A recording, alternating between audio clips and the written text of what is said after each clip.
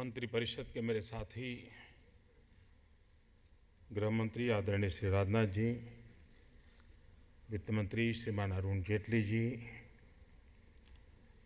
नागालैंड के गवर्नर श्रीमान आचार्य जी,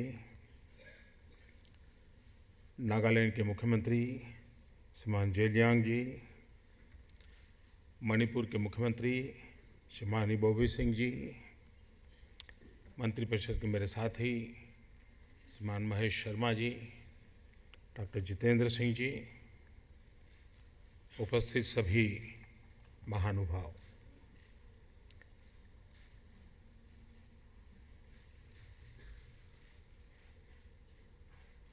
रानी माँ की शताब्दी हम मनाने जा रहे हैं।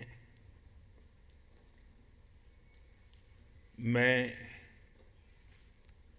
नतमस्तक होकर के रानी माँ को आदरपूर्वक अंजलि देता हूँ और रानी माँ का जीवन हम सबको प्रेरणा देता रहे, देश की एकता अखंडितता बरकरार रखते हुए विकास की नई ऊंचाइयों को हम कैसे पार करते चले हैं, उन सपनों को जिन्होंने संजोया था उनमें एक रानी माँ भी थी। ये हमारे देश का बड़ा दुर्भाग्य रहा कि आज़ादी के इतने सालों के बाद भी आज़ादी के अनेक वीर सेनानी हिंदुस्तान के अनेक कोने में वे अभी भी इतिहास के झरोखे से ओझल है।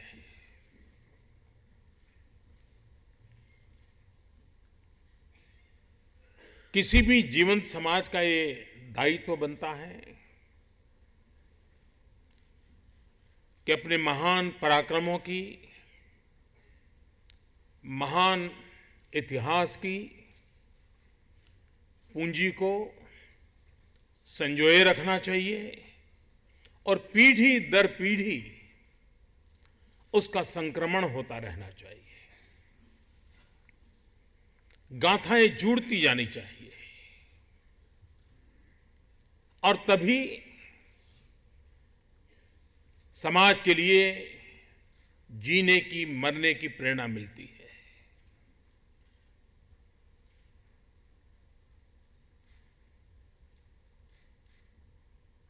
और कभी कभार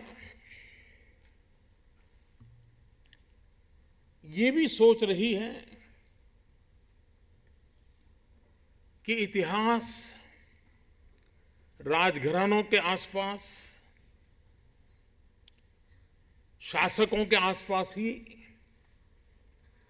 चित्रित होता रहता है।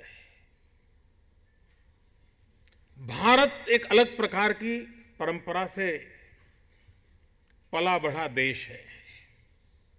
यहां जन सामान्य के पराक्रमों को अधिक महत्व दिया जाता है। इस देश की सोच कभी ये नहीं रही है कि ये देश राजा महाराजाओं ने बनाया है, यह देश शासकों ने बनाया है। इस देश की मूलभूत सोच ये है कि यह देश सामान्य जनों ने बनाया है। उनके पुरुषार्थ से, उनके पराक्रम से, उनके पसीने की महक से यह देश पल्लवित हुआ है। और इसलिए जब तक हम इन शासकों के दायरे से बाहर नहीं आते, राजकर्ताओं के दायरे से बाहर नहीं आते, हमारा कैमरा वहां से बाहर नहीं हटता, तब तक हमें जन सामान्य की शक्ति का एहसास नहीं होता है। और जब रानी मां की शताब्दी मना रहे हैं, तब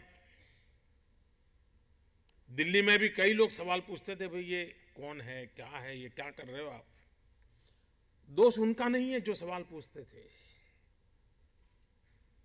दोष हमारी व्यवस्थाओं में जो विकृति आई है उसका है। और उसके कारण ऐसे अनगिनत महापुरुष, अनगिनत, जो हमें पल पल प्रेरणा दे सकते हैं, या तो हम उन्हें भूल गए हैं या जानबूझ करके उनको भुला दिया गया है। और किसी भी समाज को ये भूलना, ऐसी बातों पर दुर्लक्ष्य करना शक्ति नहीं देता है, प्रेरणा नहीं देता है। मैं मानता हूं कि अगर पिछले 60 साल में रानी मां जैसे नॉर्थ ईस्ट के अनेक महापुरुष हैं, रानी मां के अतिरिक्त भी अनेक महापुरुष हैं, नॉर्थ ईस्ट की मैं बात कर रहा हूं, जिनका जीवन इतना प्रेरक रहा है, अगर पिछले 60 साल में हमारी सभी पीढ़ियों को, 2 पीढ़ी, 3 पीढ़ी, 4 पीढ़ी, जिसका भी हिसाब लगा लें, उनको अगर उनकी शिक्षा मिली होती, उनकी बातों को जानने का अवसर मिला होता, तो मैं नहीं मानता हूं कि उस भूमि में कभी अलगाववाद का विचार भी पैदा हो सकता था। क्योंकि ये लोग थे जो देश की एकता के लिए जीते थे, मरते थे। कोई कल्पना कर सकता है कि एक परंपरा, और इस परंपरा के मुखिया जादोनांक, उनको भर जमाने में फांसी हो जाए क्योंकि वे आजादी का आवाज बने थे। और एक प्रकार से ऐसी स्थिति में पूरा संगठन बिखर सकता है। लोगों को लग सकता है कि भाई इतनी छोटी आयु में ये तो फांसी पर चढ़ गए, अब हम क्या कर सकते हैं। मन में तीव्र इच्छा होने के बाद भी बिखराव संभव है। हम कल्पना करें कि रानी मां में वो कौन सा संगठन कौशल्य था कि उन्होंने 12-15 साल की उम्र के बीच में गुरु की इच्छा अनुसार शिष्य जीवन लगा देते हैं, और उनके संवाद की भी चर्चा होती है। मैं मानता हूं गुरु शिष्य परंपरा का इससे बड़ा उत्तम कोई उदाहरण नहीं हो सकता है कि अपने गुरु फांसी के तख्त पर चढ़ जाए और एक 13 साल की युवती उस झंडे को हाथ में ले और शिक्षा के नाते गुरु के आदर्शों का पालन करने के लिए अपनी जिंदगी खपा दें। ये बहुत कम होता है।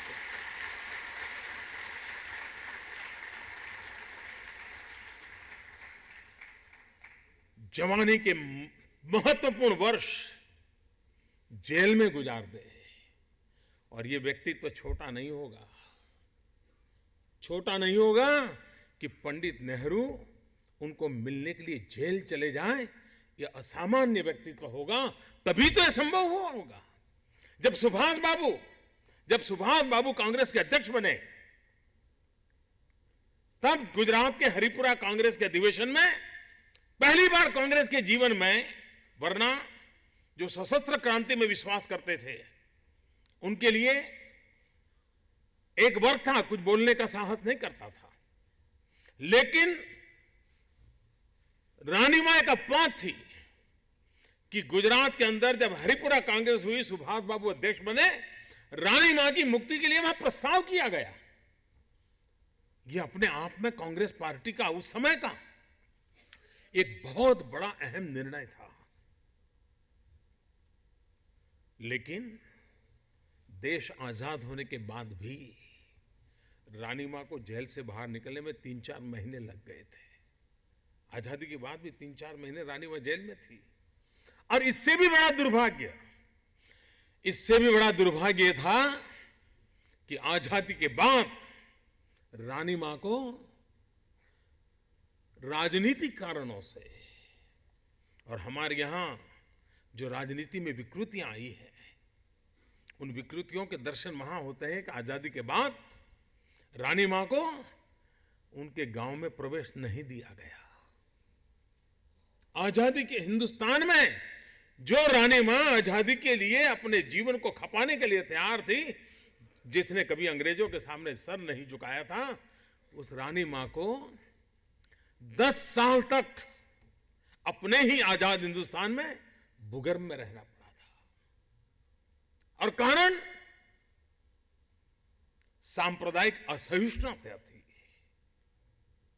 वे प्रकृति में पूजा करती थी, वो प्रकृति को परमात्मा मानती थी। और आज जो ग्लोबल वार्मिंग के कारण दुनिया संकट में है, उनको अगर रानी मां के जो उपदेश हैं, जो कि प्रकृति प्रेम के उपदेश हैं, वो अगर समझें तो आज एनवायरनमेंट के जो इश्यूज हैं उसका जवाब भी रानी मां की फिलॉसफी में मिलता है। यही थी। समय समय पर मान सम्मान के कारण कभी कभार वो खबरों में आया करती थी, लेकिन उन्होंने जीवन के अंत तक समाज सेवा का अपना मार्ग नहीं छोड़ा था। प्रकृति पूजा, विपरीत माहौल में भी उस मार्ग को बनाए रखना, लोगों को प्रेरित करते रहना, और संघर्ष का राह अपना के नहीं, वो वीरांगना थी, लेकिन समन्वय का मार्ग अपना करके उन्होंने आजादी के काल में पूरा जीवन समाज के उत्कर्ष के लिए लगाया था। और उस अर्थ में मैं मानता हूं कि खास करके हमारे इन इलाके, सिर्फ नॉर्थ ईस्ट नहीं, हिंदुस्तान के ऐसे कई कोने हैं जहां के इन महापुरुषों को हम अगर हमारे प्रेरणा पुरुष के रूप में, हमारे प्रेरक व्यक्तित्व के रूप में अगर प्रस्तुत करते रहते, तो हमारी नई पीढ़ियों का महात्मा गांधी को रानी मां सशस्त्र क्रांति के कारण जेल गई थी, उनके गुरुदेव को फांसी हुई थी, लेकिन रानी मां खुद 1932-35 के कालखंड में महात्मा गांधी का गौरवगान पूरे नॉर्थ ईस्ट में किया करती थी। एक प्रकार से महात्मा गांधी को पूरे नॉर्थ ईस्ट में परिचित कराने का बड़ा काम रानी मां ने किया था। और वो हमेशा सपना देती थी, वो कहती थी कि नागा कल्चर, नागा परंपरा, ये सब बना रहना चाहिए। मुझे नागा होने का गर्व है, लेकिन ये सब देश की एकता और अखंडता के लिए होना चाहिए। वो रानी मां उस समय कहती थी। वो संपूर्ण भारत की आजादी की बात करती थी, और उनकी भाषा में वो कहा करती थी कि गांधी एक दिन राजा बनेगा, महात्मा गांधी एक दिन राजा बनेगा। क्योंकि वो लोकतंत्र की परिभाषा जो उनके वहां थी उसके हिसाब से, लेकिन मूल बात ये थी कि भारत स्वतंत्र होगा और महात्मा गांधी उसका सुकान संभालू का नेतृत्व करेंगे। ये सपने रानी मां लगातार बोलती रहती थी, अपने लोगों को वो प्रशिक्षित करती रहती थी। और जिन्होंने इस प्रकार का जीवन दिया, हम सबका दायित्व बनता है कि ऐसे हमारे जितने भी अज्ञात महापुरुष हैं, आज कभी हम अंडमान निकोबार के सेल्यूलर जेल में चले जाएं और वहां देश की आजादी के मर मिटने वालों की वो सूची देखें, तो पता तक नहीं चलता है कि इतिहास के किस कोने में होगा। वहां तो एक पत्थर पर उनके नाम छपे हुए हैं, लेकिन शायद देश के और कोने में, शायद जिस गांव में वो पैदा हुए होंगे, उन गांव के बच्चों को भी मालूम नहीं होगा कि हमारे गांव का कोई व्यक्ति था जो आज से 100 साल पहले अंडमान निकोबार की जेल में जाकर के भारत मां की आजादी के लिए लड़ रहा था। पता नहीं होगा।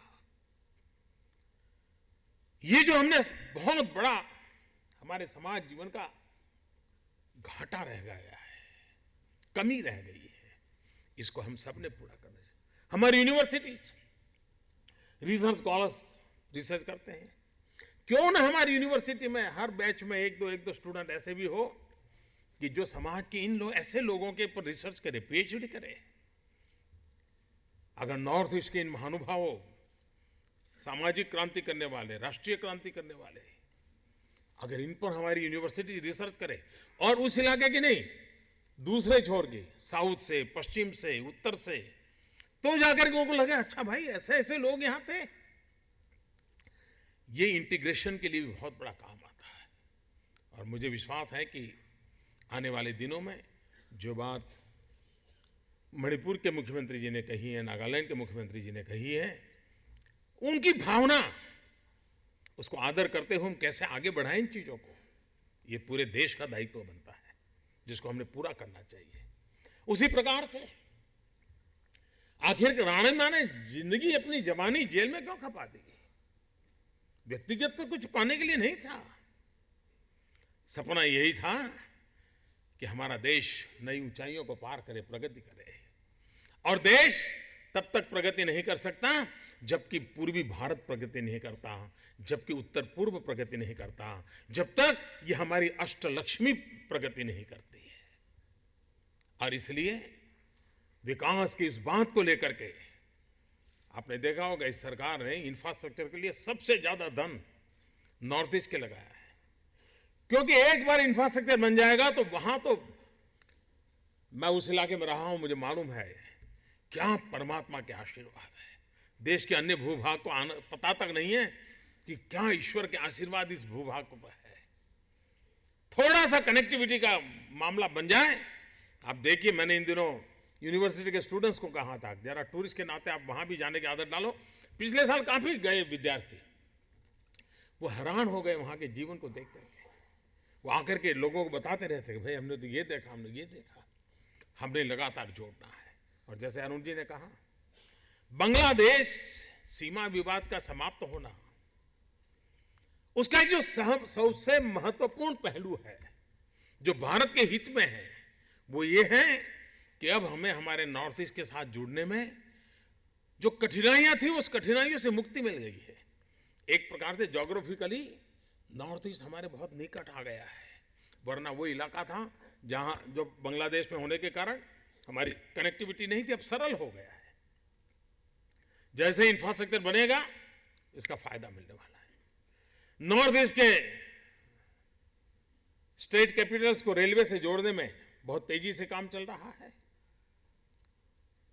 नॉर्थ ईस्ट हिंदुस्तान का ऑर्गेनिक कैपिटल बन सके, इतना सामर्थ्य रखता है। आपने दुनिया भर के पाइनएप्पल के टेस्ट किए होंगे, कभी एक बार नॉर्थ ईस्ट जाकर के वहां पाइनएप्पल का टेस्ट कीजिए, पता चलेगा कि परमात्मा ने क्या दिया है, क्या दिया है। ऐसी तो मैं एक बात का उल्लेख करता हूं, मतलब एक बात देखिए, तो हमारे जेलियांग जी कहते हैं कि आप सिर्फ पाइनएप्पल का उल्लेख क्यों करते हैं, हमारी मिर्ची का क्यों उल्लेख नहीं करते। बहुत कम लोगों को मालूम होगा, सारी दुनिया में सबसे हॉट चिली कहीं की है तो वो नागालैंड की है। ये विविधताओं से भरा हुआ देश है, ये विविधताओं से भरा हुआ देश है। आर्थिक विकास में ये क्षेत्र देश में बहुत बड़ी भूमिका अदा कर सकते हैं। ऐसा नहीं कि हिंदुस्तान उनका विकास करेगा, उनका विकास हिंदुस्तान के विकास का एक नया कारण बनेगा, ऐसा मैं देख रहा हूं। और इसलिए नॉर्थ ईस्ट के विकास को हम प्राथमिकता देकर के आगे बढ़ रहे हैं। नागालैंड, जहां पर आजादी के पहले से अतिवाद, उग्रवाद, अलगाववाद, ये स्वर, उसके साथ शस्त्र जुड़ गए। हर सरकारों ने कोई न कोई प्रयास किया, कुछ कभी सुधार आया, कभी फिर रुकावट आई, फिर सुधार आया, फिर रुकावट आई, क्रम चलता रहा। हर किसी का अपना अपना सहयोग रहा है। किसी एक सरकार को इसकी क्रेडिट न जाती है और न लेनी चाहिए। हर किसी ने अच्छा करने में कोई न कोई योगदान दिया है, और उसी का परिणाम है कि आज नागालैंड में उन लोगों के साथ सफल वार्ता हुई है मुख्य धारा से जुड़ करके कंधे से कंधा मिला करके न सिर्फ नागालैंड का विकास, न सिर्फ नॉर्थ ईस्ट का विकास, पूरे हिंदुस्तान का विकास का सपना सबने देखा है। मुझे विश्वास है कि ये जो यात्रा प्रारंभ हुई है, साथ साथ चलने की यात्रा प्रारंभ हुई है, वो उत्तम परिणाम दे करके रहेगी और देश नई ऊंचाइयों को प्राप्त करेगा। आज रानी मां की स्मृति में ये कॉइन यहां बैठे हुए लोगों को अंदाज नहीं होगा, नॉर्थ ईस्ट के घरों में इस कॉइन का क्या सात्विक मूल्य होगा जिसका हम अंदाज नहीं कर सकते जी। उनके लिए एक ऐसी पवित्र घटना के रूप में देखा जाएगा। इतना बड़ा ये प्रेरक व्यक्तित्व रहा है।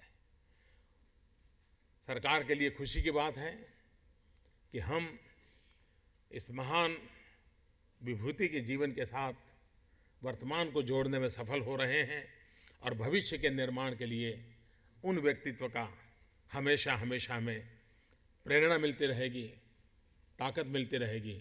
इसी शुभ भाव के साथ मैं फिर एक बार रानी मां के चरणों में वंदन करता हूं। उनके आशीर्वाद बने रहे और हम सब मिलकर के रानी मां का देश समृद्ध हो, देश एक हो, देश अखंड हो, उन सपनों को पूरा करने के लिए कोई कमी न रहे, इसी कल्पना के साथ बहुत बहुत शुभकामनाएं।